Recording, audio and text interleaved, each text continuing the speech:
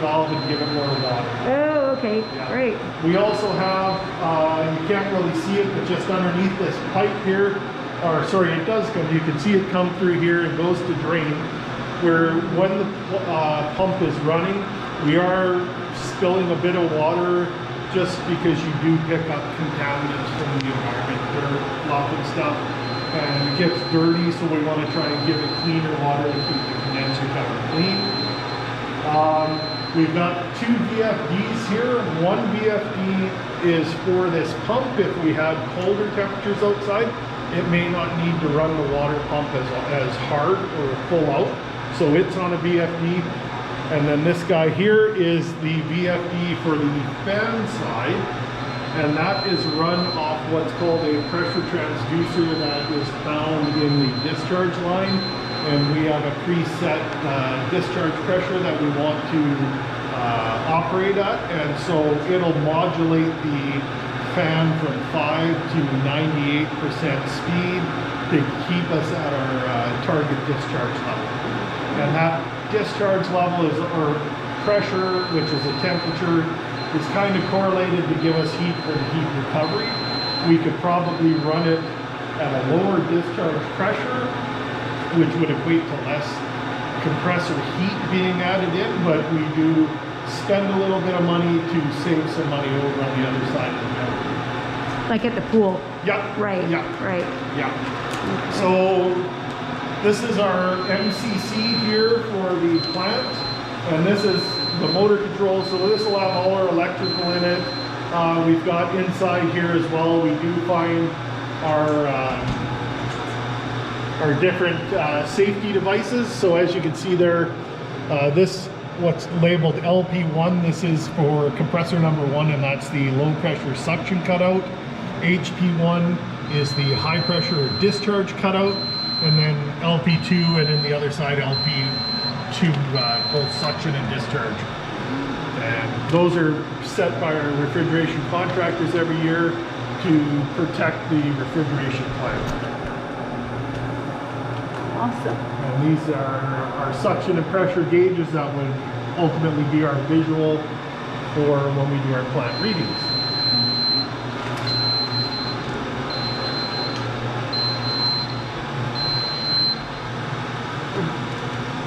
So these are our refrigeration compressors. They're Lycoms. They're 4-cylinder reciprocating compressors, and quite a bit less horsepower than I was used to in Nelson, but we've got our suction line, so this will be feeding the low pressure gas from the chiller into the compressor. Compressor, of course, does its job, compresses it and makes it go to a higher pressure. Through that, it also adds a lot of heat, and then it'll come out this discharge valve here and off to the condenser tower. And I haven't mentioned it, but I know I've talked about it in the past. Ammonia normally boils atmospheric pressure at negative 34 degrees Celsius, and of course we can't keep our ice at that temperature, so we add pressure, and that's on the low pressure side, it's called, where we're running about a 25 psi suction, which will boil, you know, keeps us so we have ice at, you know, 20 degrees Fahrenheit. Sorry, I'm bouncing between things now. I have to do that. But when we come out here, something that in the discharge, something that would normally boil at negative 34 degrees Celsius, we can have it return to a liquid at plus 40 degrees Celsius in the middle of summertime. So it's like your mom's old pressure cooker that she knew you're canning with. Water stays as water well past its boiling point. And that's what we do here. Right. Yeah. So we have 2 of these compressors here. What you'll see, it's kind of funny, but they're kind of set up backwards to each other. So this here is an oil cooler. So this is going to take oil as it circulates through, and it's just another shell and tube type heat exchanger. And we've got some of the glycol that we talked about earlier for the head cooling that goes out to the condenser tower. It'll run on one side, and the oil will run through the other. I think probably, I've never seen the inside of one, but I'm going to assume that The oil is probably running on the outside like a shell and tube, so it's on the outside, and this glycol will run in tubes on the inside, pick up that heat from the oil. Cooler oil will go back into the compressor, and warm glycol will go out to atmosphere and give off that heat. What else do we say? We've got our oil pressure gauges on these two here, and that's just to give us a visual indication that the compressor oil pumps are running properly to keep the pistons and piston sleeves lubricated so that the compressors don't grenade basically.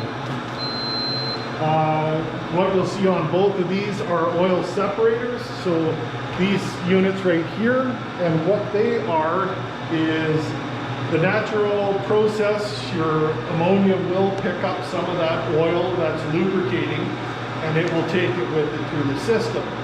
Now in a Freon system, the oil is entrenched in the Freon, so it will always stay in there, and that's part of the lubricating process. But with ammonia, we don't want that, so we try and capture as much as we can. And so there's a more like an oil filter for your car. These are nice ones, new. Both all three RD facilities have this style now. So you can see at the top, you can actually take it apart and inspect and change the filter media as it plugs up. So every year during our overhaul process, our contractors will open that up and inspect the filters, and if they need them, they'll replace them. So any oil that does get past that will go through the condenser tower with the ammonia.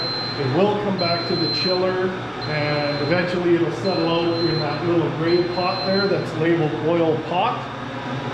Now typically that oil pot, when it doesn't have any oil in it, will be about 4 inches thicker all the way around, because it would be normally full of liquid ammonia, and because it's not insulated, then it will attract all the humidity in the air, and it freezes up much like you see on the brine pump over there or on the chiller itself. It's funny, when you come today, one of the things we need to do here right away is to actually drain the oil out of the oil pot. It comes out looking like shaving cream, and because it's got ammonia entrenched in it, it smells bad in the room, and as the ammonia evaporates off, it turns back to an oil, and you do it 2 or 3 times, you fill a pail, eventually it's done, and then it'll fill up with ammonia, and off we go again. So that was on my hit list for today. Can you tell me what these are? So these are just different isolation valves, and then these are this would be like a suction screen inside here, just to make sure we don't get any contaminants through.